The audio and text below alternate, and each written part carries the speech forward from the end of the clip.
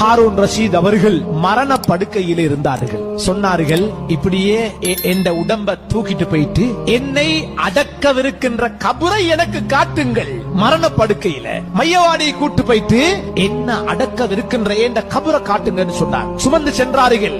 அந்த கபரை பார்த்ததோடு அவர்கள் அழுது விட்டார்கள். பிறகு அவர்களுடைய நண்பர்களை பார்த்து சொன்னார்கள், மா அக்னா அன்னி மாலியா, என்னுடைய சொத்து, என்னுடைய பணம், என்ற சம்பாத்தியம் இங்க எனக்கு எந்த ஒரு உதவியும் செய்யாது. ஹலக அன்னி சுல்தானியா, நான் முஸ்லிம்களுடைய தலைவராக இருக்கின்றேன். ஆனால் அங்க தலைவர் கதை கதைக்கலாம், அந்த இடத்துல என்ற அமல் மட்டும்தான் என்னை பாதுகாக்கும் என்று சொல்லிவிட்டு வானத்தின் பக்கம் தலையை உயர்த்தி சொன்னார்கள், இப்பொழுது இருளாக இருக்கிறது, இன்னும் கொஞ்ச நேரத்தில் விடிஞ்சிதான் ஆகணும். இது போல நீங்கள் வாழுகின்றீர்கள். ஒரு நாள் இந்த வாழ்க்கை முடிந்து கபருக்கு நீங்கள் ஒவ்வொருவரும் சென்றுதான்